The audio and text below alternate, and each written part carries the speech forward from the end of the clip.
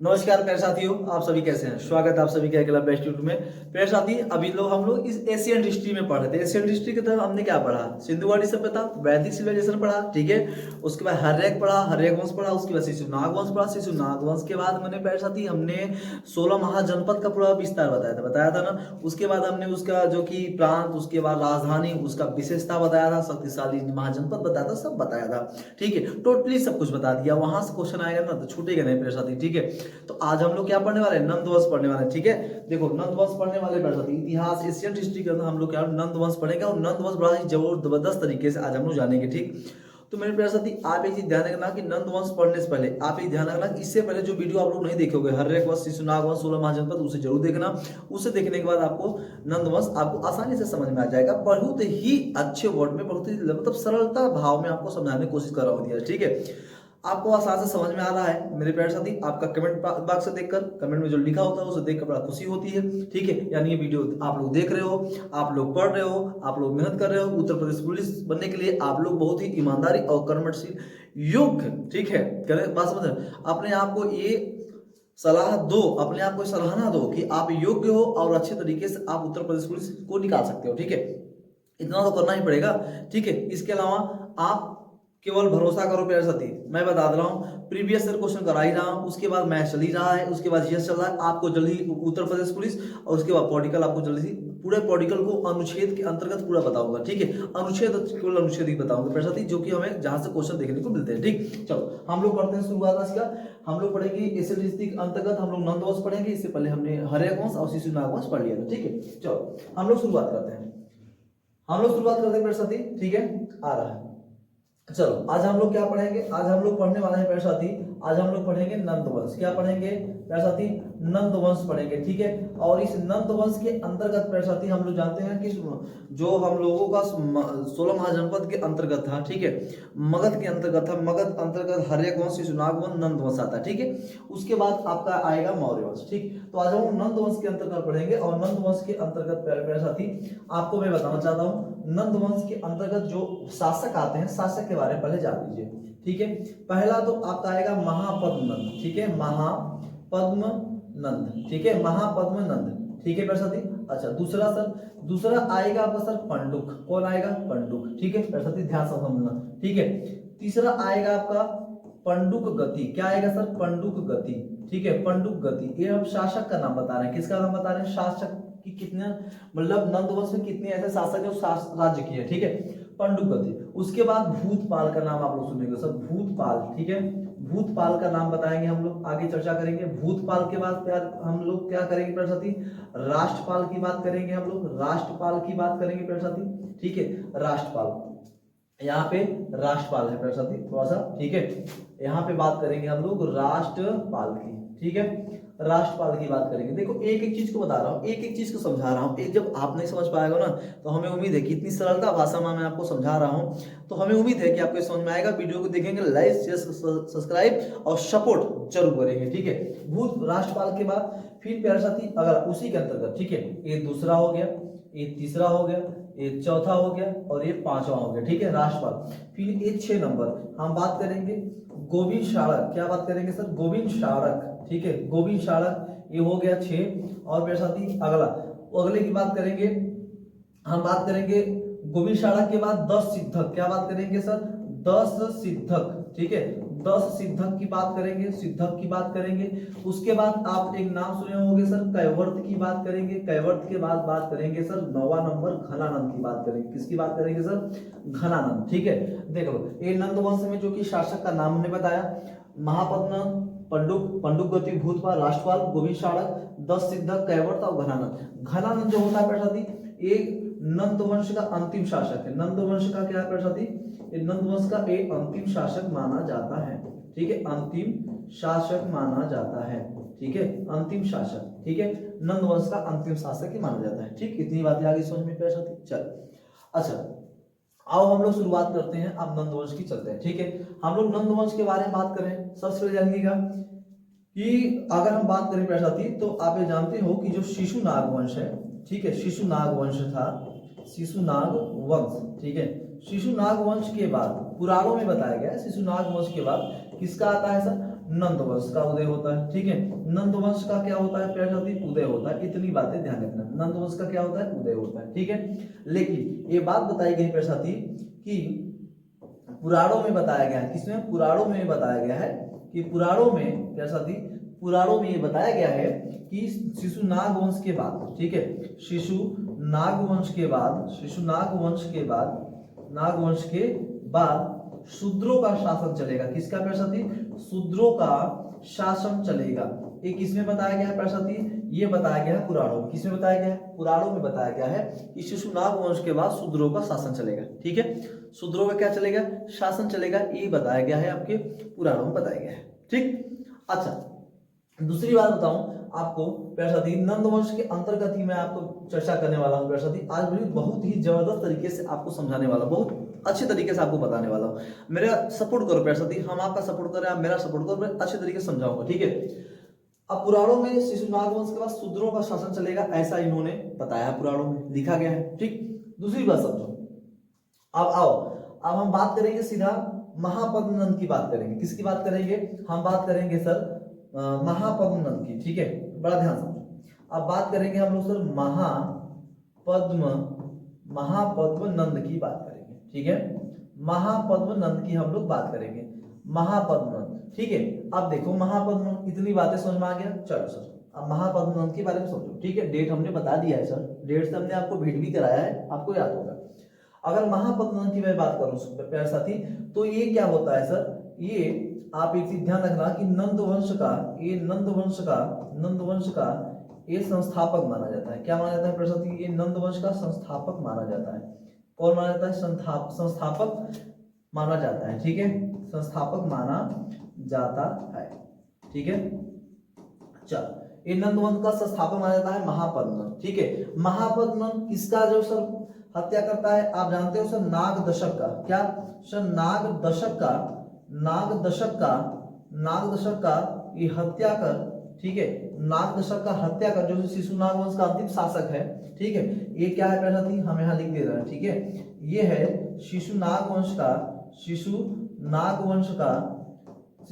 का ये अंतिम शासक है। ठीक है, ये अंतिम शासक है। ठीक, इसका हत्या कर ये क्या करता है, नंदीवर्धन, इसका नाम है नंदीवर्धन। ठीक है, याद रखना, नंदीवर्धन कहिए प्यारे साथी, महापद्म नंद का नाम नंदीवर्धन भी होता है। नंदीवर्धन क्या करता है प्यारे साथी, नंद वंश का उदय करता है, नंद वंश का स्थापना करता है। ठीक है, अपना अलग से। ठीक है, इतनी बातें समझ में आ गई। ठीक है, इतनी बातें आ गई समझ प्यारे साथी। चलो अगली बात समझो। महापद्म नंद एक शूद्र माना जाता है कि इसे प्यारे साथी, आप देखो बड़ा ध्यान समझना, एक एक चीज को समझना। ठीक है, जैन ग्रंथ में प्यारे साथी, जैन ग्रंथ में महापरिशिष्ट वर्मन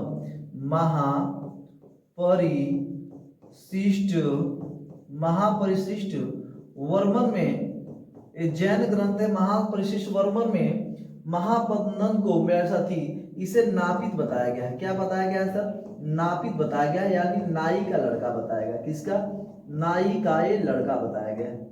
ठीक है, नाई का ये लड़का बताया गया है। ठीक है, कहा जाता है कि जो ये नंदीवर्धन है, ये कालाशोक का, इसके जो पिता थे, इसके पिता एक नाई थे। ठीक है, और इसके पिता जो कालाशोक के दरबार में कालाशोक का रोज सेविंग कर रहा था। ठीक है, तो कालाशोक की पत्नी बड़ा सुंदर थी, उग्रसेन, इसका नाम उग्रसेन भी मिलता है पुराणों में।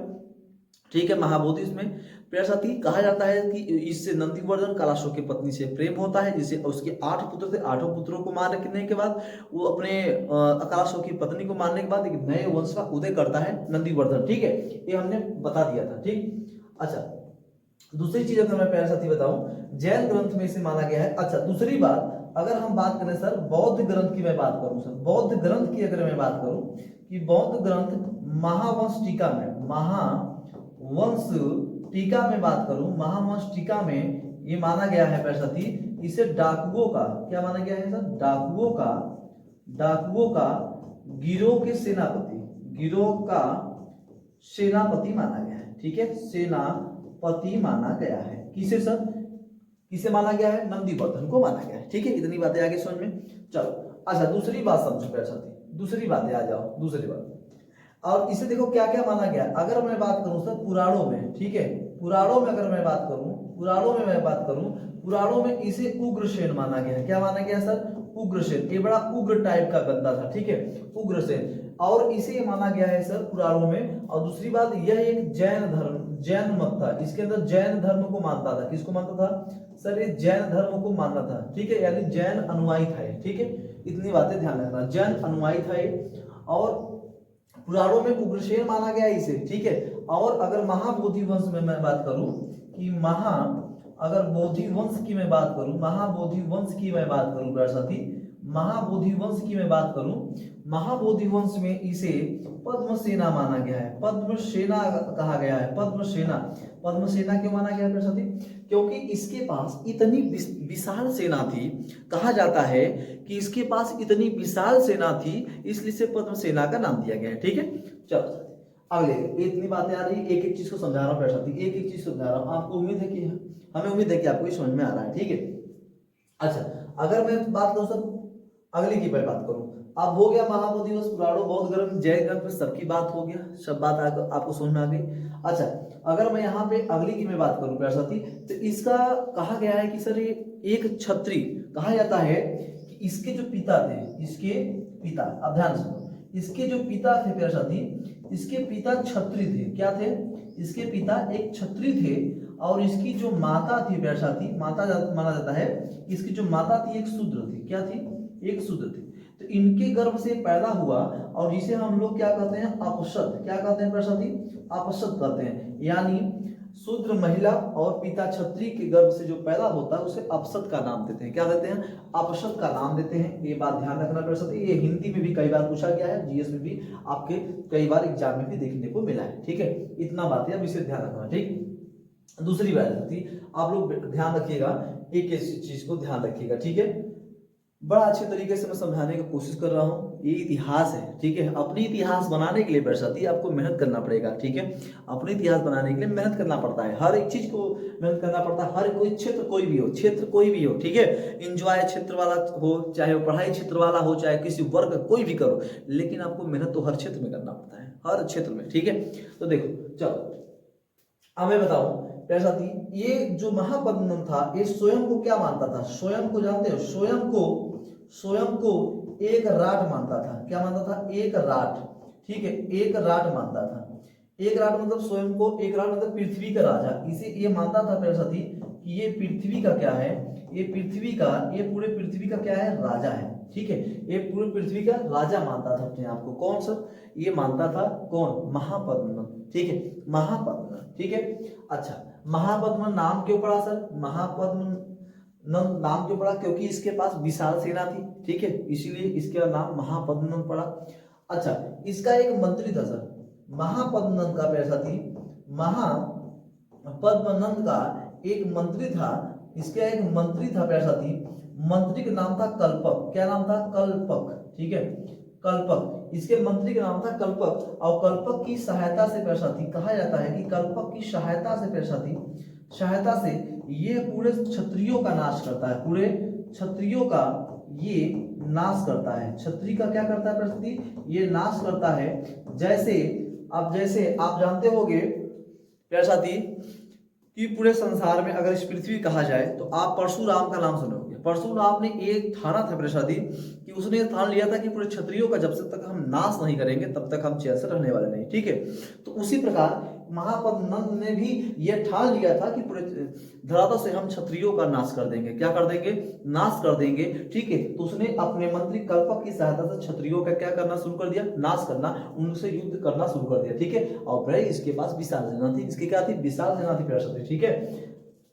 अच्छा, दूसरी बात समझो प्यारे साथी, इसके बाद महापद्मन की मैं बात करूं, ठीक है, महापद्मन की अगर मैं बात करूं प्यारे साथी, तो ये बात करो कि इसने प्यारे साथी, इसने पहली बार अगर बात करूं, इसने पहली बार, ठीक है, अगर इसने पहली बार कलिंग पर, ठीक है, इसने पहली बार प्यारे साथी कलिंग पर, ठीक है, कलिंग पर क्या किया था? विजय प्राप्त किया था। विजय इसने प्राप्त किया था। इसने पहली बार कहां विजय प्राप्त किया था सर? कलिंग पर। और सर कलिंग कहाँ है प्यारे साथी? कलिंग आपको देखने को मिलेगा सर उड़ीसा में, ठीक है, कलिंग आपको देखने को मिलेगा उड़ीसा में, ठीक है।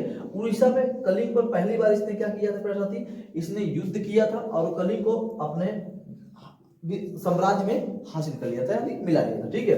उसके बाद यही कलिंग में ही मेरे पास उड़ीसा में भी एक क्या बनवाया था इसने, कलिंग में एक नहर बनवाई थी, इतनी बात ध्यान रखना, नहर बनवाई थी, इस बात ध्यान रखना, इसने कलिंग यानी उड़ीसा में एक नहर बनवाई।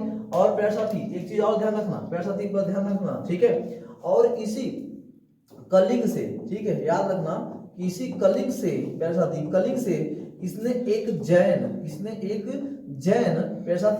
जैन मूर्ति भी ले आया था, एक जैन मूर्ति अपने साथ लाया था, अपने साथ ये लाया था, इतनी बातें ध्यान रखना। कौन सा, ये महापद्मनंद आया था, कौन आया था, महापद्मनंद, ठीक है, अपने साथ एक जैन मूर्ति भी वहां से लाया था, ठीक है। इतनी बातें समझ में आ रही है, इतनी बातें आज हमें उम्मीद है कि आपको समझ में आ रही होगी, ठीक है। चलो अगले की बात करते हैं, अब अगला बात करते हैं हम आपसे, अब हम दूसरी बात आप ले चलते हैं आपको, ठीक है। अब देखो कहा जाता है कि जो महापद्मनंद है मेरे साथी, जो पद्मनंद है, महापद्मनंद, ठीक है, जो महापद्मनंद है मेरे साथी, ये स्वयं को एक राज भी मानता था, ठीक है। और ये अनुलंघित शासक, इसका नाम सुनो मेरे साथी, इसका नाम अनुलंघित शासक, इसे अनुलंघित शासक भी कहा जाता था, ठीक है। कली का अंश भी माना जाता था, इसे कली का अंश भी कहते थे। किसे कहा जाता था सर, महापद्मनंद को कली का अंश भी कहते थे। अच्छा सर, दूसरा द्वितीय परशुराम, ठीक है, द्वितीय परशुराम भी कहा जाता था,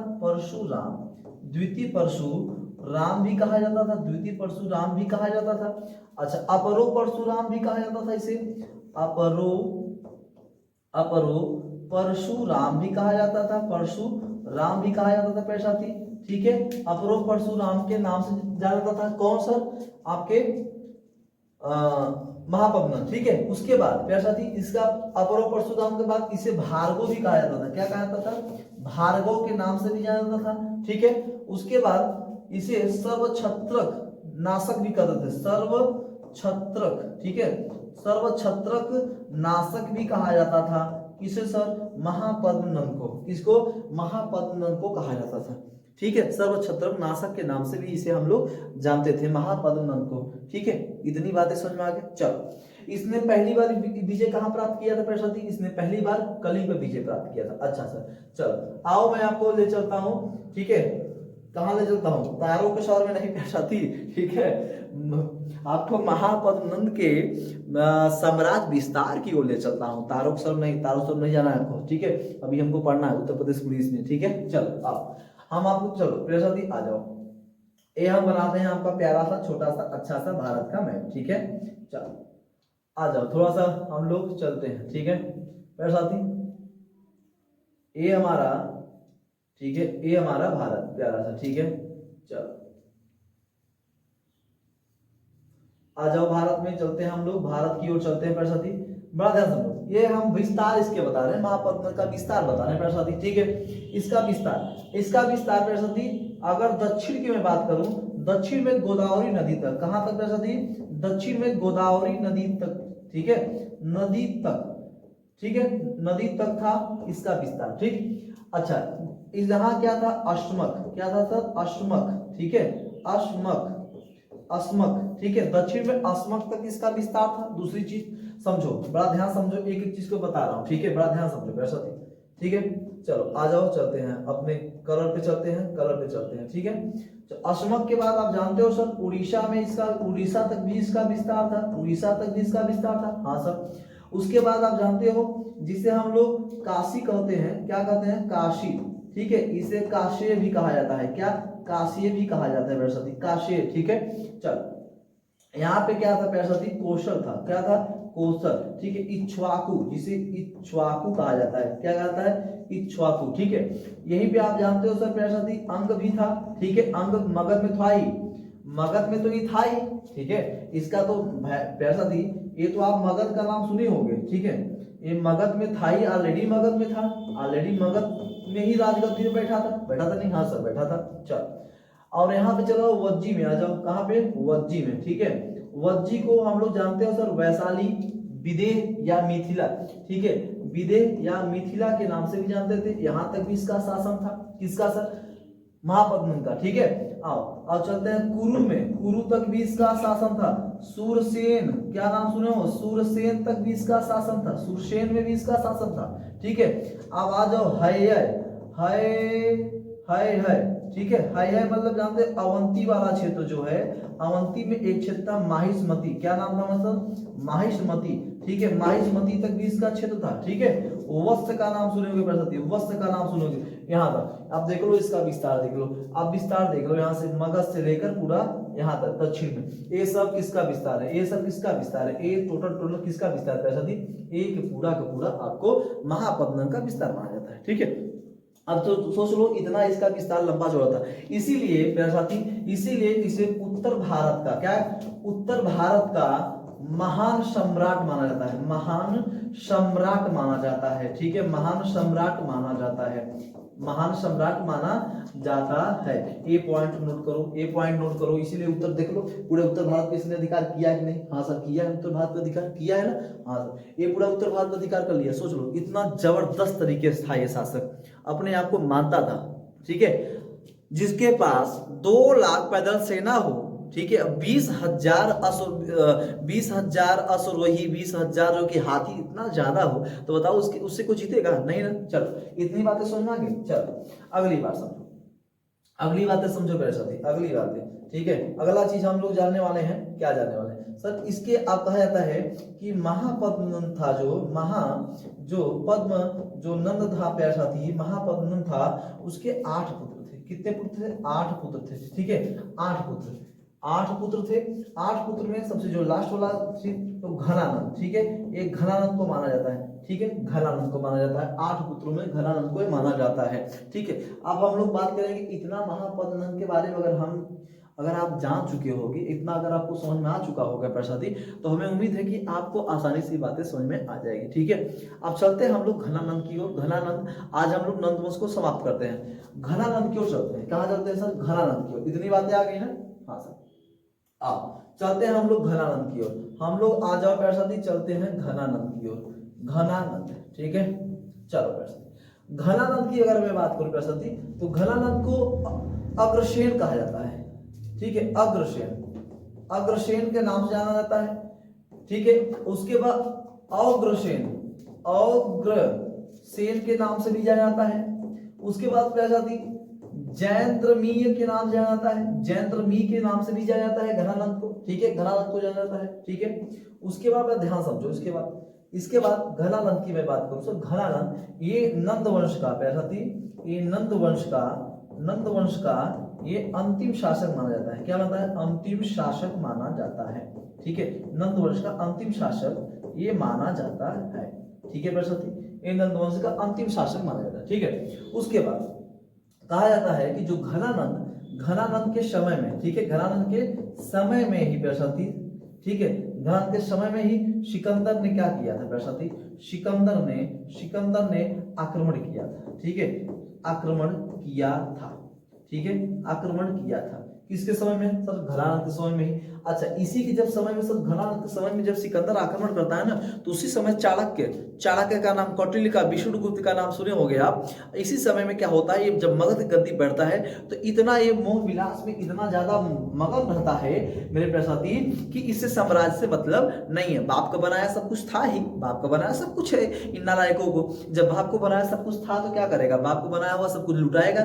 तो इतना भोग विलास में इतना लुप्त था ये कि इसे साम्राज्य से मतलब नहीं, कौन युद्ध करा उसे मतलब नहीं है, ठीक है। लेकिन चाणक्य ऐसा जो कि उस समय तक्षशिला में था, ठीक है, वहां पे सभी जितने भी एक महान जो पंडित थे वहां के लोग, वहां बैठकर एक उन्होंने क्या किया, एक विचार बनाया। विचार बनाने के बाद उसमें से कुछ लोग कहे कि हम जाएंगे, लेकिन विष्णुगुप्त कहते कि हम उनके पास जाएंगे। जब घनानंद के पास प्यारे साथी जब वहां पे जाते हैं तो वहां के द्वारपाल उनको रोकते हैं, ठीक है। रोकने बाद वो कहते हैं कि आप जाकर अपने जो कि मालिक से कहिए, राजा से कहिए प्यारे साथी कि घनानंद आए हैं तक्षशिला से, महान जो कि ज्ञाता, ठीक है। लेकिन वो 3 से 4 घंटे प्यारे साथी वहीं पर रुके रह गए, लेकिन वो राजा मिलने नहीं आया, नहीं नहीं दरबार में प्रवेश किया गया। लेकिन कुछ समय बाद ये स्वयं उसके अंदर जाते हैं तो भोग विलास में चारों तरफ महिलाएं थी, सुंदरियां थी सब, ठीक है, एकदम लेकर गिलास, वही होता ना कि सोमरस लेकर मग्न था बंदा, ठीक है। ये सब देखकर चाणक्य को बहुत बुरा लगा, ठीक है, कि हाँ वो साम्राज्य में जो कि मगध पे आक्रमण, भारत में आक्रमण करने वाला सिकंदर है और यहाँ पे भोग विलास में पड़ा हुआ है। तो होता क्या है कि घनानंद को सारी बातें जब बताते हैं, तो जब घनानंद को सारी बात बता देते हैं प्रसादी, तो उसके बाद घनानंद को एक मजाक लगता है। लेकिन होता क्या है कि जब जाते हैं इनके पाँव के पास के कहने के लिए कि प्रसादी कि सिकंदर युद्ध करने वाला है तो इससे बचाव कर लिए, आप कुछ निकालिए, तो ये क्या करता है प्रसादी, ये उनको लात मार के बाहर कर देता है, ठीक है, लात मार के बाहर कर देता है। तो उन्होंने सीखा जो बात है वो खोल देते हैं कि जब तक नंद वंश का विनाश नहीं हो जाएगा तब तक ये शिखा बनेगी नहीं, ठीक है। तो उन्होंने ये कह के चल दिया और उन्होंने क्या किया प्रसादी, उन्होंने ऐसा बंदा को चुना कि जो नंद वंश का विनाश कर सके, ठीक है। तो होता क्या है, उसी समय जब सिकंदर का होता है तो चाणक्य क्या करता है प्रसादी, चाणक्य, ठीक है, चाणक्य मैं बता रहा हूं कि चाणक्य ने क्या किया था, चाणक्य ने उस समय में प्यारे साथी चंद्रगुप्त का नाम सुने होंगे, चंद्रगुप्त, ठीक है, चंद्रगुप्त। अच्छा कब करता है प्यारे साथी, ये आक्रमण कब करता है, अगर आक्रमण की मैं बात करूं सर, आक्रमण कब करता है तो आप कहोगे 325 ईसा पूर्व में, कब करता है 325 ईसा पूर्व में आक्रमण करता है। और चाणक्य ने चंद्रगुप्त को क्या किया, चंद्रगुप्त को मगध का क्या बनाना चाहता था, मगध का राजा बनाना चाहता था ना उस समय, ठीक है। उस समय हुआ क्या कि जो आपका चंद्रगुप्त है प्यारे साथी, चंद्रगुप्त है ये 300, ठीक है, 23 ईसा पूर्व में, 323 ईसा पूर्व में ये क्या करता है, घनानंद का क्या करता है, घनानंद का ये हत्या कर देता है और मगध की गद्दी पे चंद्रगुप्त जाके बैठ जाता है, ठीक है। कोई बात समझ में आया प्यारे साथी, इतनी बातें समझ में आ गई प्यारे साथी। चल घनानंद की मैं बात कर रहा हूँ, किसकी बात कर रहा हूँ सर, घनानंद की मैं बात कर रहा हूँ, ठीक है। इतनी बातें आ गई समझ में, इतनी बातें अगर आ गई ना तो आपको सारी बातें समझ में आ जाएगी। मंत्री रहते थे, एक इनके दरबार में मंत्री रहते थे जिसका नाम है भद्रशाल, क्या नाम है, भद्रशाल, ठीक है। और एक सेनापति रहते थे, क्या नाम था, सेनापति रहते थे जिनका नाम था शकटाल, क्या नाम था प्यारे साथी, शकटाल। और शकटाल का ही पुत्र था स्थूलभद्र, क्या नाम था, स्थूलभद्र, ठीक है, स्थूलभद्र, ठीक है। शकटाल का ही क्या नाम था, स्थूलभद्र नाम था। घनानंद के समय में वरुचि का नाम सुने होंगे, और वरुचि का नाम सुने घनानंद के समय में ही आए थे, ठीक है। स्थूलभद्र जब ये प्यारे साथी ये जैन धर्म अपनाकर जब ये क्या बन जाते हैं, एक भिक्षु बन जाते हैं, क्या बन जाते हैं, भिक्षु बन जाते हैं। इनके भाई श्रेयस का नाम, सैयद का नाम आप लोग सुने होंगे, वो इनके स्थान पे आ जाता है, ठीक है प्यारे साथी। तो बड़ा ध्यान समझना कि जो आपका घनानंद है, घनानंद किसने क्या करता है, चंद्रगुप्त क्या करता है प्यारे साथी, चंद्रगुप्त उसकी हत्या कर देता है और मगध गद्दी पे जाके बैठ जाता है, नंद वंश की क्या होती है, समाप्ति हो जाती है, ठीक है। इतनी बातें आपको समझ में आ गई प्यारे साथी, इतनी बातें अगर आ गई होगी तो हमें उम्मीद है कि आपको सारी बातें समझ में आ गई होगी। हमें उम्मीद पूरा का पूरा है, ठीक है, हमें उम्मीद अब पूरा का पूरा हो गया है। सब कुछ मैंने आपको समझाया, सब कुछ मैंने आपको बताया, ठीक है। आप इसका जो कि नोट करोगे प्यारे साथी, हमारे साथ जो कि नोट करोगे अच्छे तरीके से, आप माइंड में जो कि रिकॉल करोगे और इसे याद भी करोगे और लाइक शेयर सब्सक्राइब भी करोगे अगर वीडियो पसंद आएगा तो, ठीक है प्यारे साथी। बस आज के इतना ही, उसके बाद जय हिंद प्यारे साथी, ठीक।